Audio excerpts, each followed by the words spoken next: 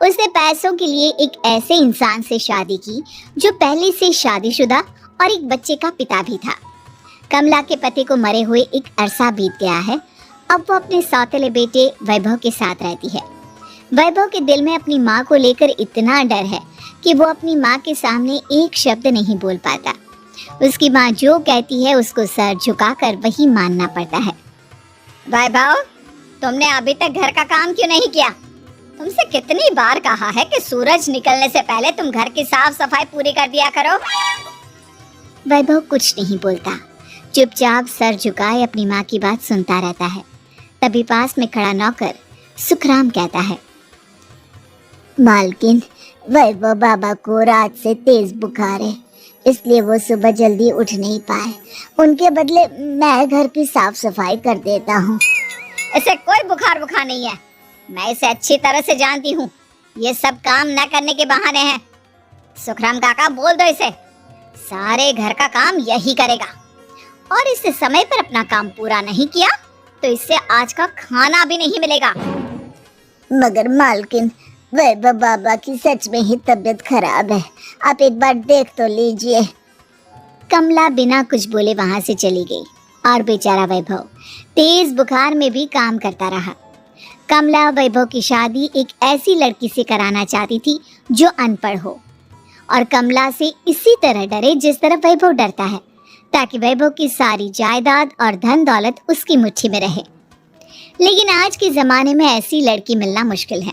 कमला car में यही सब कुछ सोचती जा रही थी कि तभी रास्ते में, अरे ड्राइवर, तुमने कार क्यों रोक दी?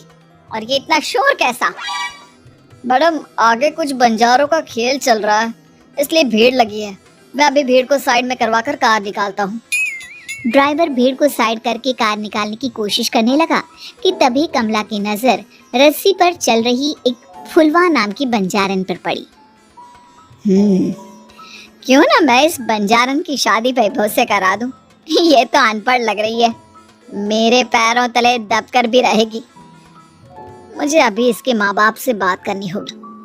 ये सोचकर कमला ने उन बंजारों से बात की और उन्हें शाम को अपने घर बुलाया। फुलवा के माता पिता वहां उसे लेकर आ गए।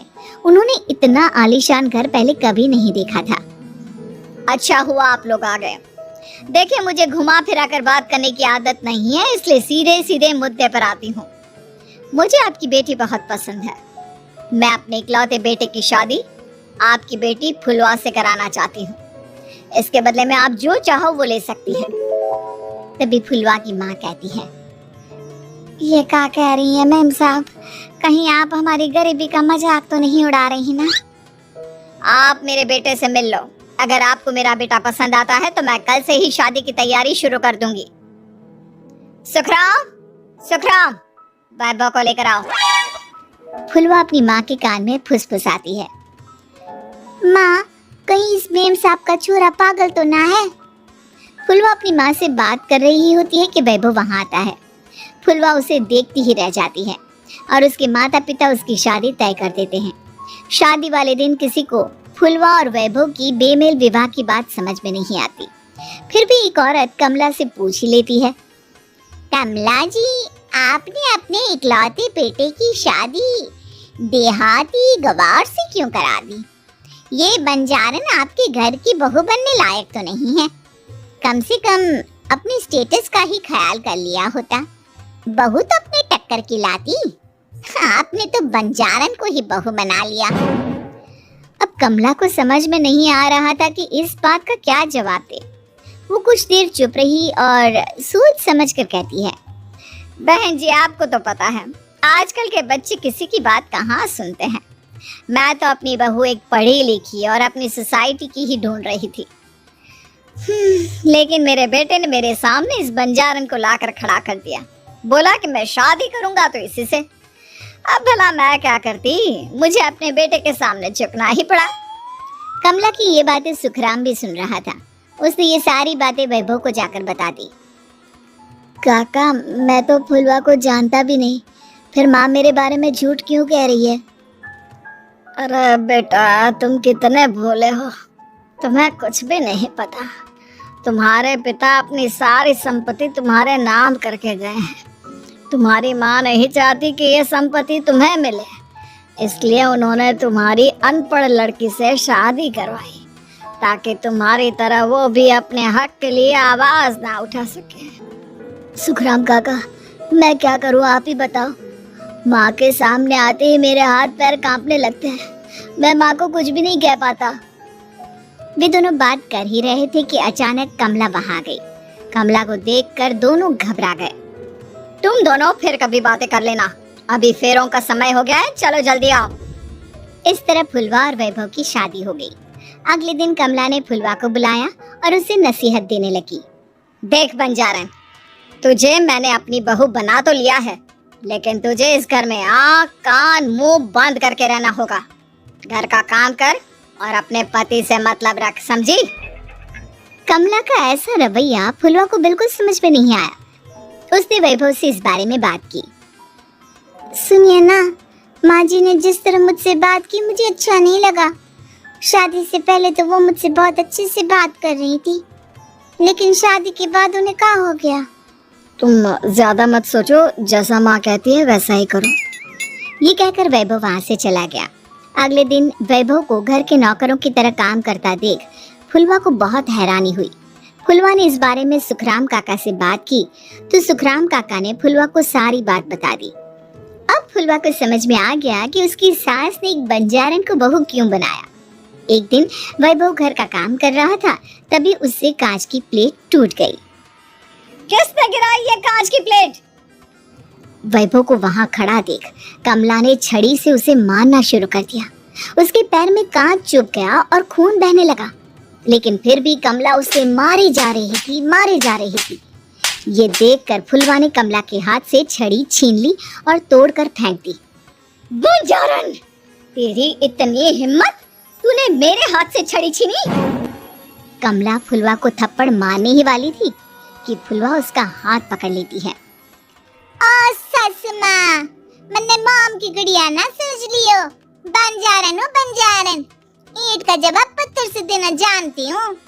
आज के बाद मेरे या वैभव जी के ऊपर हाथ उठाने की सोचो भी ना, समझी ससुमा? ये कहकर फुलवा वैभव को लेकर वहाँ से चली गई। उसने वैभव के पैर पर पट्टी बांधी, उसके आंसू पोंछे। वैभव ने पहली बार किसी के दिल में अपने लिए इतना प्यार महसूस किया। अब फुलवा वैभव का हर काम में हाथ बटाती, उसका बहुत ख्याल रखती। इस तरह दोनों बहुत ज्यादा नजदीक आ गए। वहीं दूसरी ओर कमला सारी जायदाद अपने नाम करने की साजिश करने लगी। और एक दिन, वैभव, जल्दी बाहर आओ। कमला की आवाज सुनकर वैभव और फुलवा अपने कमरे से बाहर आ गए। जी माँ, आपने बुलाया? ये ले, इन कागजों पर साइन कर दे। वैभव कागजों पर साइन करने ही वाला था कि फुलवा वैभव के हाथ से पेन छीनकर कहती है, ना वैभव जी, आप इस पर हस्ताक्षर नहीं करेंगे। आओ बंजारन, मैं तुझसे बात नहीं कर रही। ये बात मेरे और मेरे बेटे के बीच की है। चुपचाप पेन दे दे, नहीं तो तेरी खाल उधेड़ लूंगी। ससुमा, बंजारन की खाल इतनी भी ढीली ना होवे कि कोई भी उधेड़ लेवे। जो यकीन ना आता हो तो देख ले उतार के। और हाँ, बंजारन जरूर हूँ पर अनपढ़ ना हूँ। मन्ने भी पता है कि किसी भी कागज पर साइन करने से पहले उसे अच्छी तरह पढ़ लेवे हैं। पेन देती है या नहीं? ये कहकर कमला फुलवा को मारने आई तो फुलवा ने कमला को धक्का दे दिया और वो नीचे गिर गई। कमला डरकर वहां से भाग गई। अब फुलवा ने वो कागज उठाए और वैभव के साथ सीधा वकील के पास चली गई। वकील ने वो कागज देखे और फुलवा को बताया, वैभव के पिता की सारी जायदाद और संपत्ति वैभव के नाम है, लेकिन वैभव की सौतेली माँ इस संपत्ति को अपने नाम कराना चाहती है, इसलिए इन कागजों पर वो साइन करा रही थी। तो अब हमें क्या करना चाहिए वकील साहब? वकील ने फुलवा और वैभव को सब कुछ अच्छी तरह से समझा दिया।